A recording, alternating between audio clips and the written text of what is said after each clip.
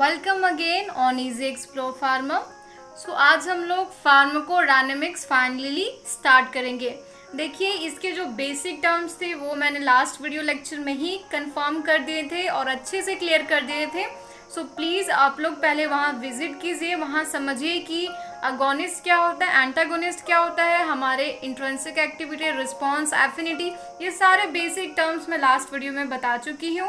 उसका लिंक भी मैं डिस्क्रिप्शन में दे दूँगी। आप लोग या तो यहाँ से जाके देखिए, नहीं तो हमारे चैनल पे भी विजिट करिए, वहाँ पे आपको सारा कुछ मिल जाएगा। तो फार्माकोडायनेमिक्स, पहले ये समझिए कि व्हाट इज फार्माकोडायनेमिक्स। मैं पहले भी बता चुकी हूँ बट फिर से यहाँ रिपीट करूँगी कि फार्माकोडायनेमिक्स क्या होता है। फार्माकोडायनेमिक्स समझिए कि एक ड्रग हमारे बॉडी पे आया है, हम लोगों को कुछ हुआ है, अगर फीवर हुआ है तो एक ड्रग को लिए हैं, पैरासीटामोल सपोज लिए हैं। पैरासीटामोल हमारे बॉडी में जाके क्या अपना एक्शन दिखाएगा, उसकी मैकेनिज्म क्या होगी, उसका रिस्पॉन्स क्या होगा, उसका एक्टिविटी क्या होगा, ये सारे चीज़ों को हम लोग फार्माकोडायनेमिक्स में स्टडी करेंगे। और सिंपली हम लोग कह सकते हैं what drug do to our body और what drug does to our body is simply known as pharmacodynamics. अब दो हमेशा टर्म जो साथ में आते हैं वो है फार्माकोडायनेमिक्स एंड फार्माकोकाइनेटिक्स। फार्माकोकाइनेटिक्स मतलब सिंपली होता है कि किसी ड्रग को हम लोग लेते हैं तो हमारा बॉडी उस ड्रग पे अपना कैसा रिस्पॉन्स दोगी, उसको हम लोग फार्माकोकाइनेटिक्स बोलेंगे। और अगर वो ड्रग हमारे बॉडी पे क्या रिस्पॉन्स देती है उसको हम लोग फार्माकोडायनेमिक्स कहेंगे। सो आई थिंक ये फार्माकोकाइनेटिक्स एंड फार्माकोडायनेमिक्स क्लियर है। फिर भी एक बार अच्छे से डायग्राम देख लीजिए। हमारा बॉडी ड्रग पे क्या काम करेगा, फार्माकोकाइनेटिक। हमारा जो ड्रग है वो हमारे बॉडी पे क्या एक्शन करेगा, this is pharmacodynamics. So now let us begin our topic, that is, देखिए अब देखिए, फार्माकोन मीन्स ड्रग, डायनेमिक्स मतलब पावर, मतलब what is the power of the drug after administration in our body, simply known as pharmacodynamics. बहुत सारे definition है, कोई भी डिफिनेशन को लिख दीजिए, मिलना तो आपको 2 मार्क्स मिलना है तो 2 ही मार्क्स मिलेगा। It is the study dealing with the effect of drug on to the body. इतने देर से एक ही बात बता रही हूँ, वही लिखा है। Pharmacodynamics is the study of biochemical and physiological effect of drug, मतलब बायोकेमिकल, बॉडी में जाने के बाद वो अपना क्या केमिकली रिस्पॉन्स देगा, और फिजियोलॉजिकल इफेक्ट क्या होगा ड्रग का, ड्रग बॉडी में जाने के बाद कौन से मैकेनिज्म को फॉलो करेगी और वो क्या क्या एडवर्स इफेक्ट देगी। This all came under the pharmacodynamics. अब नेक्स्ट हम लोग देख लीजिए, एक छोटा सा डायग्रामेटिक भी मैंने इसको समझाने का ट्राई की हूँ, और सिंपली इस चीज़ को भी याद रखिए कि what the drug does to the body is known as pharmacodynamics. ये बहुत ही फेमस वाला है, इसी को सब रिमेंबर रखते हैं, तो आप लोग भी इसी को रिमेंबर रखिए। नेक्स्ट हम लोग को देखिए, एक डायग्राम बनाई तो हूँ, अब समझ में आना चाहिए। ये ड्रग है, ये ड्रग फार्माकोडायनेमिक एक्टिविटी दे के बायोलॉजिकल रिस्पॉन्स देगा, ठीक है। और ये ड्रग हो सकता है कि बायोलॉजिकल सिस्टम, जो भी है biological system here is nothing but our body, हमारा बॉडी इस ड्रग पे क्या काम करेगी उसको हम लोग क्या, ये गलत हो गया, हम ये ड्रग, ये जो बायोलॉजिकल सिस्टम है हमारे ड्रग पे क्या अपना एक्शन देगी, this is known as pharmacokinetics. Pharmacokinetics को हम लोग 4 पार्ट्स में डिवाइड करके 4 से 5 वीडियो लेक्चर में कवर कर चुके हैं, लिंक भी डिस्क्रिप्शन में है, आप लोग वहाँ से भी देख सकते हैं। प्रिंसिपल क्या था फार्माकोडायनेमिक का, ये हम लोग समझ लिए। अब हम लोग देखते हैं कि मैकेनिज्म क्या है फार्माकोडायनेमिक्स का। देखिए प्लीज़ कंफ्यूज नहीं, सिलेबस में फिर से दिखा दे रही हूँ, यहाँ प्रिंसिपल डिस्कस कर लिए। अब हम लोग मैकेनिज्म में चलेंगे, जहाँ 2 मैकेनिज्म पे वर्क करेगा। एक हमारा होगा रिसेप्टर मेडिएटेड और एक जो होगा हमारा नॉन रिसेप्टर मेडिएटेड, ठीक है। तो आज हम लोग देखते हैं, देखिए यहाँ पे भी मैं लिख दी हूँ non receptor mediated and receptor mediated. See receptor mediated we will cover in the next class और next video lecture. In this video lecture we are going to cover this topic, that is receptor mediated mechanism, non receptor mediated mechanism. इस non receptor mediated जो mechanism है ये भी further जाके कुछ part में divide किया है। इतना बड़ा बड़ा लिखा हुआ है पार्ट, लेकिन प्लीज़ डोंट बी कंफ्यूज, इतना बड़ा लिखना आपको ज़रूरी नहीं है। आप बस यही जाके लिखिएगा एग्जाम में, नॉन रिसेप्टर मेडिएटेड मतलब physical action, by physical action, by chemical action, और फिर थर्ड हमारा हो जाएगा बाय इंजाइम्स। देख लीजिए यहाँ पे इंजाइम्स लिखा हुआ है, by enzymes through ion channel. Fourth हमारा, फिफ्थ हमारा हो जाएगा थ्रू एंटीबॉडी, और सिक्स हो जाएगा ट्रांसपोर्टर्स। बस इतना मैकेनिज्म में जाके लिख देना है। अब मैं शॉर्ट में समझा देती हूँ, अगर याद आए तो लिखिएगा, नहीं याद आए एग्जाम में तो ये पांचों को लिखने के बाद जो आप लोगों को इलेबोरेशन देना है वो है हमारे इंजाइम्स का, क्योंकि ये ज़्यादा इम्पॉर्टेंट है। ठीक है, तो देख लीजिए फिजिकल एक्शन का मतलब कि कोई ड्रग गया, पहले तो नॉन रिसेप्टर मेडिएटेड का मतलब समझिए। नॉन रिसेप्टर मेडिएटेड मतलब जो ड्रग जा रहा है वो अपने रिसेप्टर से बाइंड होने के बाद रिस्पॉन्स नहीं दे रहा है, बिना रिसेप्टर से बाइंड हुए ही अपना रिस्पॉन्स दे रहा है। जैसे सपोज समझ लीजिए कि अगर हम लोग कभी कभी पॉइजनिंग में चारकोल का इस्तेमाल करते हैं, क्यों? क्योंकि चारकोल के पास एडजॉर्बेंट प्रॉपर्टी होता है। Just noted, not absorbent, it's adsorbent मतलब सरफेस फिनोमिनन। चारकोल जाता है और क्या करता है कि उसके पास जो भी पॉइजन है बॉडी में, सपोज ये हमारा चारकोल है, ये गया और जो भी पॉइजन है सबको क्या करता है, शक कर लेता है अपने पास, और इसीलिए हम लोग इसको एंटीडोट के फॉर्म में यूज़ करते हैं इन पॉइजनिंग। तो ये काम क्या कर रहा है, ये फिजिकल एक्शन काम कर रहा है। ठीक है, तो ये फिजिकल एक्शन बस इतना लिख देना है। फिजिकल एक्शन के नीचे एक एग्जांपल दे देना है चारकोल का, which is used in the poisoning due to its adsorbent property. बस इसको ख़त्म। नेक्स्ट हमारा आएगा केमिकल एक्शन। केमिकल एक्शन मतलब ड्रग जा रहा है बॉडी में, रिसेप्टर से तो बाइंड नहीं ही कर रहा है क्योंकि नॉन रिसेप्टर मेडिएटेड है, उसके साथ ही केमिकल रिएक्शन करके अपना फार्माकोलॉजिकल रिस्पॉन्स देगा। जैसे कि एग्जांपल में समझ लीजिए चिलेटिंग एजेंट, जैसे कि डाइमरकैप्रोल जो होता है आर्सेनिक पॉइजनिंग में इस्तेमाल करते हैं। सपोज किसी को आर्सेनिक पॉइजनिंग हो गया तो डाइमरकैप्रोल लिया, लेने के बाद वो डाइमरकैप्रोल क्या करेगा, वो जाएगा और एक चिलेटिंग एजेंट बना देगा। चिलेटिंग एजेंट बनाने से क्या हो जाएगा, इजिली वो उसका क्योर कर पाएगा। नेक्स्ट हमारा जो मोस्ट इम्पॉर्टेंट है वो हमारा इंजाइम्स। देखिए इंजाइम्स में हम लोग 3 पार्ट को कवर करेंगे, competitive, non competitive and uncompetitive.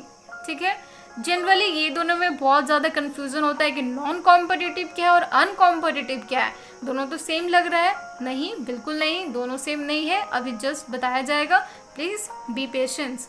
Next हमारा है थ्रू आयन चैनल। देखिए इलेबोरेशन आपको इस एंजाइम का करना है, ये सब जस्ट ओवरव्यू हो जो थोड़ा थोड़ा लिख के आना है, 1 और 2 पॉइंट या फिर पॉइंट लिख के बस एग्जाम्पल। थ्रू आयन चैनल मतलब बहुत सारा हम लोग देखते हैं कि आयन चैनल के थ्रू हमारा ड्रग है अपने काम करता है। इसके बारे में भी छोटा सा है, थोड़ा सा है, मैं बता दूंगी। 4 देखिए हमारा 4 तो आयन चैनल हो गया। 5th हमारा है एंटीबॉडी। बहुत सारे केसेस होते हैं जैसे कि कुछ ऑटो इम्यून डिसऑर्डर भी होते हैं, जैसे मायस्थेनिया ग्रेविस। इसमें क्या होता है कि ऑटो इम्यून डिसऑर्डर है जिसमें अपनी बॉडी की इम्यून जो सिस्टम होती है वो अपने ही सेल को खाने लगती है ना, वो उसी को समझ लेती है कि हमारा इनेमी है और उसी को खा जाती है। तो उसको हम लोग उसमें थोड़ी सी डिस्कस करेंगे। नेक्स्ट हम लोग का आएगा ट्रांसपोर्टर्स, मतलब हम लोग कौन कौन से ट्रांसपोर्टर ड्रग इस्तेमाल करता है उसके बारे में स्टडी करेंगे। तो आइए हम लोग जो नेक्स्ट स्टडी करते हैं जिसके बारे में हम लोग को एक्सप्लेन करके पढ़ना है, जो बार बार मैं बोल रही हूँ, वो है हमारा इंजाइम्स। इंजाइम्स में हमारा 3 पार्ट आएगा, competitive, non competitive and uncompetitive. So let us begin this enzymes. तो इंजाइम हमारा मेन है, तो इसमें मैं कोई रिस्क नहीं लेना चाहती हूँ, इसलिए मैं बड़ा बड़ा डायग्राम से इसको समझा दी हूँ, समझ जाइए इसको अच्छे से। फर्स्ट हमारा क्या था, कॉम्पिटिटिव। बहुत इसके बारे में तो बहुत पहले से ही कुछ कुछ आइडिया मिल जाता है, बट अब चूँकि पढ़ना है तो इसके बारे में अच्छे से स्टडी करनी पड़ेगी। कॉम्पिटिटिव में क्या है, कॉम्पिटिटिव मतलब वो ड्रग कॉम्पिटिटिव कंपटीशन करने के बाद हमारा जाके क्या हो रहा है, रिसेप्टर से ज्वाइन कर पा रहा है। और मतलब ये समझिए हम किसी पोजीशन को लेना चाहते हैं लेकिन कोई दूसरे उसी पोजीशन को लेने के लिए हैं बैठे हुए, तो हमें उनसे फाइट करना पड़ेगा, तभी हम उस पोजीशन को ले पाएंगे। वही यहाँ पे भी क्या होगा कि ये कॉम्पिटिटिव एंजाइम इनहिबिटर होता है। देखिए यहाँ पे ये सबस्ट्रेट है, ये हमारा जो भी है एंजाइम्स है। अब क्या होगा कि ये हमारा ये देखिए ये हमारा सबस्ट्रेट है और ये जो हमारा वो इंडोजिनस सब्सटेंस है। इंडोजिनस सब्सटेंस जो ऑलरेडी हमारे बॉडी में प्रेजेंट है या फिर कभी कभी हम लोग इसको बाहर से भी लेते हैं। तो ये जो सबस्ट्रेट है क्या करेगा कि ये दोनों एक ही साइड पे जाके बाइंड होने के लिए तैयार हैं। ये सबस्ट्रेट बोलेगा कि हम जाएंगे और ये बोलेगा कि नहीं भाई मैं जाऊंगा। तो क्या हो जाएगा कि ये जो एंजाइम्स है वो तो शांति से बैठा हुआ, लेकिन दो पड़े हैं एक ही चीज़ में जाने के लिए, दोनों ही अटैच होना चाहते हैं, लेकिन होगा तो कोई एक, तो ये इससे कॉम्पिटेट करके इसको हटा देगा और खुद जाके यहाँ पे बाइंड होगा। तो हमारा जो कॉम्प्लेक्स बनेगा ये ऑलरेडी हमारा एंजाइम से और ये हमारा सबस्ट्रेट है। जाके बाइंड होने के बाद जो कॉम्प्लेक्स बनेगा उसका नाम क्या हो जाएगा, ये किस तरह का एंजाइम होगा, ये ES कॉम्प्लेक्स होगा, मतलब एंजाइम सबस्ट्रेट कॉम्प्लेक्स। उसके बाद क्या होगा, ये अपना प्रोडक्ट दे देगा। फॉर एग्जाम्पल, दो एग्जाम्पल ले लीजिए, फाइसोस्टिग्मिन एंड नियोस्टिग्मिन। ये दोनों क्या है, ये एंटी कोलिनर्जिक ड्रग है। आगे जाकर नेक्स्ट यूनिट में पढ़ना है, थोड़ा सा ब्रीफ में बता दे रही हूँ। ये दोनों एंटी कोलिनर्जिक ड्रग है जो कि एसिटाइल कोलिन के लिए एसिटाइल कोलिन से कॉम्पिटिट करते हैं कोलिन एस्टरेज एंजाइम के लिए। देखिए इतना कंफ्यूजन ज़रूरी नहीं है, इसको मैं शॉर्ट में एक बता दे रही हूँ। सपोज एक देखिए यहाँ पे, सपोज ये हमारा है एसिटाइल कोलिन। एसिटाइल कोलिन अब बहुत देर तक तो बॉडी में रह नहीं सकता है, तो इसको मेटाबॉलिज्म करने वाला भी कोई होगा, तो उसका नाम है cholinesterase. Cholinesterase is an enzyme which metabolises acetylcholine, और इसको कोलिन प्लस जो भी आगे सबस्ट्रेट में कन्वर्ट कर देता है और इसके मेटाबोलाइट में कन्वर्ट कर देता है। ये फाइसोस्टिग्मिन और नियोस्टिग्मिन क्या करेगा कि ये इसको कोलिन एस्टरेज के लिए एसिटाइल कोलिन से कंपटीशन करेगा। ये बोलेगा क्या, लाओ मेरे को कोलिन एस्टरेज दे दो।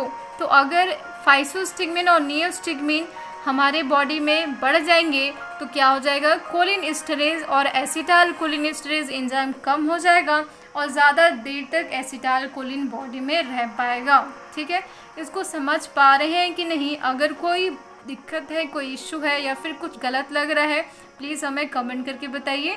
We will definitely try to solve that. Next हमारा एग्जांपल है एलोपुरिनॉल। ये कॉम्पिटिट करता है हाइपोजैंथिन के साथ जैंथिन ऑक्साइड के लिए। अब इसमें भी ज़्यादा कन्फ्यूज़न नहीं, ये देख लीजिए हाइपोजैंथिन क्या होता है कि इसको जैंथिन ऑक्सीडेज मिलेगा तो यूरिन का फॉर्मेशन करता है, और ये एलोप्यूरिनॉल क्या, ये हाइपोजैंथिन के साथ फाइट करता है। ये बोलता है कि लाओ मुझे ये जैंथिन ऑक्साइड दे दो, तो क्या जैंथिन ऑक्साइड दे देगा तो यूरिन का फॉर्मेशन हो पाएगा? नहीं हो पाएगा।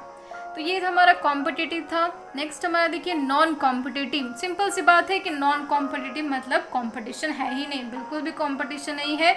जो इंडोजिनस सब्सटेंस है उसका साइड कहीं और है एंजाइम्स में, और जो सबस्ट्रेट है उसका कहीं और। तो इसका कहीं और देख लीजिए, इसका कहीं और इसका कहीं और। शांति से फॉर्म हुआ, ये कॉम्प्लेक्स फॉर्म हुआ और हमारा रिस्पॉन्स दे दिया।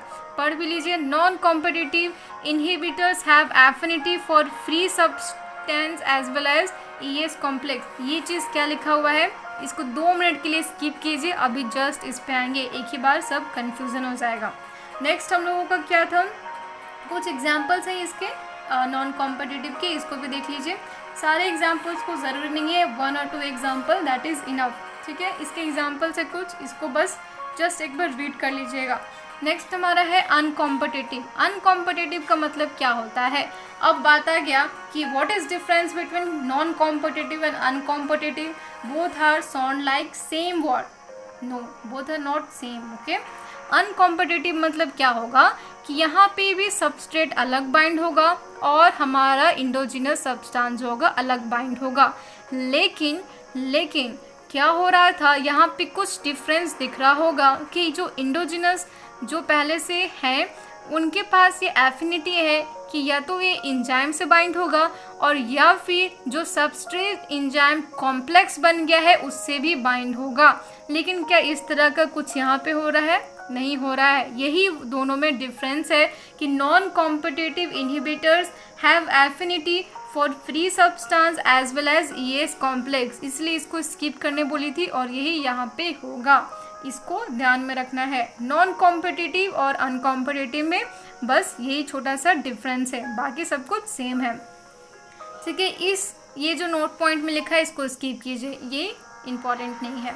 इंपॉर्टेंट है but not for university exam, so please skip this. Next हम लोग का आता है, अब हम लोग का नेक्स्ट 4 नंबर पे क्या था? Through ion channel. ठीक है ना, तो आयन चैनल मतलब कुछ नहीं है, आगे जाके इसके बारे में और ज़्यादा पढ़ेंगे। मतलब कि कोई जैसे कि बहुत सारे जैसे लोकल एनेस्थेटिक हो गए, उन काम कैसे करते हैं? वो ड्रग क्या करते हैं, जाके हमारे जो सोडियम चैनल है उसको ब्लॉक करते हैं, उसके बाद अपना एक्शन देते हैं। तो बस इतना ही समझना है कि जैसे कि फॉर एग्जांपल लेके इसको समझिए कि लोकल एनेस्थेटिक होते हैं, वो सोडियम चैनल को ब्लॉक करने के बाद अपना एक्शन देते हैं, मतलब वो आयन चैनल से ही अपना काम कर रहे हैं। नेक्स्ट हमारा क्या था? Through antibody production. देखिए जैसे वैक्सीन हो गया, जैसे कोरोना वैक्सीन को ही लीजिए, इसका मैकेनिज्म क्या है कोरोना वैक्सीन का? जो कोरोना वैक्सीन का वैक्सीन है उस वैक्सीन में भी कोरोना का ही सारा चीज़ है ना, वो उसमें भी कोरोना वायरस ही है, लेकिन वो उतने कम क्वांटिटी में है कि वो उतना ही हमारे बॉडी में जाने के बाद एक्शन प्रोड्यूस कर सकता है जितना में हमारे बॉडी में कोरोना वायरस के अगेंस्ट में एंटीबॉडी का प्रोडक्शन हो जाए। मतलब वो कम क्वांटिटी में है और उसके एस्टिमेटेड क्वांटिटी में है। वही यहाँ पे बोल रहा है कि थ्रू एंटीबॉडी प्रोडक्शन भी बहुत सारे ड्रग काम करते हैं। एग्जाम्पल, इसका बेस्ट एग्जाम्पल अभी चल ही रहा है ये कोरोना वैक्सीन। नेक्स्ट हमारा आएगा ट्रांसपोर्टर्स। मतलब कुछ बहुत सारे ट्रांसपोर्टर कहने का मतलब कि बहुत सारे, वैसे तो ट्रांसपोर्टर चैनल हम लोग पढ़ेंगे और पढ़ भी चुके हैं लास्ट वीडियो लेक्चर में। कैल्शियम चैनल भी पढ़ेंगे, sodium channel, chlorine channel, but हम लोग यहाँ पे एक शॉर्ट सा एक लेके समझते हैं। सपोज के लिए हम लोग selective serotonin reuptake inhibitor bind to 5-HT transporter and block the reuptake anti depressant. और सिंपल चीज़ में समझ लीजिए कि जो सेरोटोनिन होता है, सेरोटोनिन अगर रिलीज हुआ है, मतलब रिलीज होने के बाद क्या होगा आगे जाके मैं बताऊंगी। कि सपोज यहाँ है हमारा, ये डेंड्राइट है, ये हमारा, और ये एक्सोन है। एक्सोन होने के बाद ये हमारा नेक्स्ट वाला डेंड्राइट या फिर जो भी है, तो यहाँ पे हमारा रिलीज होगा साइनेप्स में क्या रिलीज होकर रह रहा है? हमारा सेरोटोनिन हो रहा है। यहाँ से सेरोटोनिन या तो रीअपटेक होकर चला जाएगा या फिर एक्सक्रीट हो जाएगा। तो यहाँ पे रीअपटेक का बोल रहा है कि जो सेरोटोनिन को रीअपटेक कर रहा है उसको हम लोग इनहिबिट कर रहे हैं यहाँ पे। ठीक है, और इनहिबिट करने से क्या होगा? एंटी डिप्रेसेंट एक्शन देगा। मतलब सेरोटोनिन को डिप्रेस करने, सेरोटोनिन को जो रीअपटेक कर रहा है, जो वापस से उसको ले रहा है बॉडी में, अगर हम लोग उसको ही इनहिबिट कर देंगे तो क्या हो जाएगा? Anti depressant. मतलब कि जो सेरोटोनिन क्या होता है, हैप्पी हार्मोन क्या होता है? हमारा सेरोटोनिन होता है। तो अगर उसके जो रीअपटेक करने वाला इनहिबिटर्स है उसको हम लोग रोक देंगे, ब्लॉक कर देंगे उसके रीअपटेक को, तो क्या हो जाएगा? वो एंटी डिप्रेसेंट जैसा काम करेगा। और अगर इसको नहीं समझ रहे हैं तो मैं एक ही लैंग्वेज में बस बता रही हूँ, समझ जाइए कि मतलब रिलीज हुआ है सेरोटोनिन, और सेरोटोनिन को जो वापस से डिग्रेड या फिर रीअपटेक कर रहा है उसको हम लोग रोक दे रहे हैं। मतलब ज़्यादा देर तक सेरोटोनिन बॉडी में रहेगा। Serotonin is known as a happy hormone. जितना ज़्यादा देर तक रहेगा वो हम लोगों को हैप्पी रखेगा और हम लोग को डिप्रेशन से बचा के रखेगा। So it can act as a anti depressant effect. बस यही सिंपल सा हमारा चीज़ था। तो इसके साथ ही हम लोग फार्माकोडायनेमिक्स का फर्स्ट पार्ट ख़त्म कर चुके हैं, जिसमें हम लोग receptor mediated and non receptor mediated के बारे में थोड़ी स्टडी किए। अब हम लोग नेक्स्ट वीडियो लेक्चर में रिसेप्टर मेडिएटेड जो भी एक्शन होगा ड्रग का उसके बारे में स्टडी करेंगे।